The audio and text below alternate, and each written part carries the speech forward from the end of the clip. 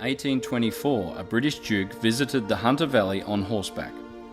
Fascinated by the landscape, he dismounted from the horse to take a closer look when suddenly his horse bolted into a heavily wooded area. The Duke entered the dense woods and finally found his horse in front of a vineyard, where groups of kangaroos were jumping around next to a lake. The Duke picked a bunch of grapes, which he later found to be extremely fruity and fragrant. The Duke became obsessed by the grapes and sought to reach an agreement with the owner of the vineyard to ensure the wine produced from this vineyard would be tailored for him. He awarded the name Kinghorse to this vineyard. The Kinghorse vineyard is located in the Hunter Valley, the oldest wine growing region in Australia. In 1969, George Wyndham, a famous Australian winemaker, produced the well-known Shiraz and Semillon wines by using the grapes from the Kinghorse vineyard.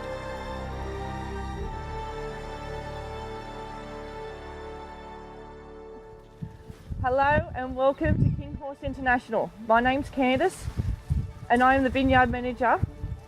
Here at Kinghorse International we have 144,000 grapevines. We have vines that are ranging from 50 years old down to 10 to 15 years old.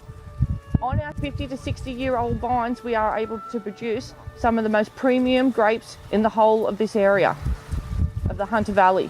Here, right beside me, as you can see, some of our beautiful Shiraz. Top premium, very small berries, very full of colour, very full of flavour. This is some of your most top quality Shiraz ever produced. We also grow Semillon at some of the highest qualities here in Hunter Valley as well. We have two simple processes of being able to harvest fruit on these ones here because of the age of the vine, how delicate they are.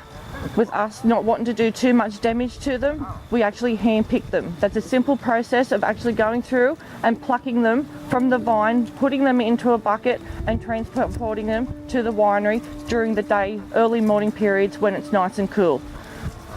But the way that we produce most of our Shiraz on our well-trellised vineyard is that we run a harvester through at night time when it is much cooler, where the berry temperatures can go below 20 to 30 degrees Celsius, and that way we don't lose as much berry juice from the beater rods running across the vines. The machines that we are able to use have some of the highest technology available, and they do minimal amount of damage to those vines. Unfortunately, we can't do that to our older vines as they are more delicate.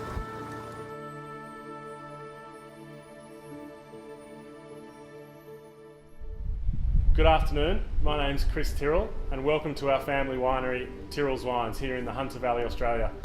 The Hunter Valley is Australia's oldest wine region, which is nearly 200 years old, and we have some of the oldest vineyards in Australia, which has made some of the best wines in Australia's history. So I'm very excited to talk about a collaboration that we have with Kinghorse Wines, who are first generation here in the Hunter, and it's really exciting that we get to work together as two great businesses working together. They have a vineyard, Kinghorse, about 10 minutes here from Tyrrell's, which is 50 years old. So how the collaboration works is they grow these amazing grapes from wonderful old vineyards here in the Hunter, and then the fruit is transported here to Tyrrell's, and that's where we take over and our expertise comes into play. So the process of making red wine is really quite simple, but I guess it's the little things along the way and the history and the expertise which makes all the difference. So once the grapes arrive here, we load all of the grapes through a destemmer where we separate the berries from the stalk, and then the berries will go into our old fermenters here at Tyrrell's, concrete fermenters, which we've been making wine with these fermenters for nearly 100 years. So what happens there, grapes go in, we cool it right down to about 15 degrees, and then what happens is we add yeast to the ferment, and then that gets the ferment happening. So the yeast will convert the sugar into alcohol. And then that takes about 1 week. So when the fermentation is complete, then what we must do is put the wine into French oak barrels, which are really special barrels, 2,500 litres, so quite large. And what happens there is the wine softens over a period of time. We leave them in there for about 18 months. And then after this period of gentle, slow aging, the wine is ready to bottle and ready to drink.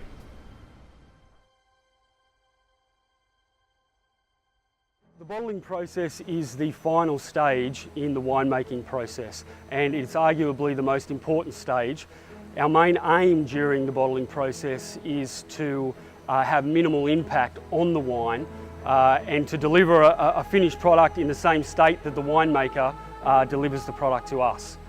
The actual process of bottling starts with sterilisation of the equipment, where we bring the equipment up to 95 degrees for a period of 1 hour in order to sanitise all of our stainless steel equipment.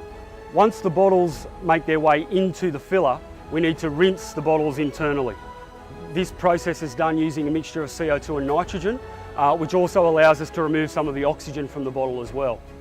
Once the bottles move from the rinser into the filling unit, we evacuate all of the gas within the bottle and we redose with a mixture of nitrogen and CO2 once again in order to minimise the amount of oxygen again in the bottle.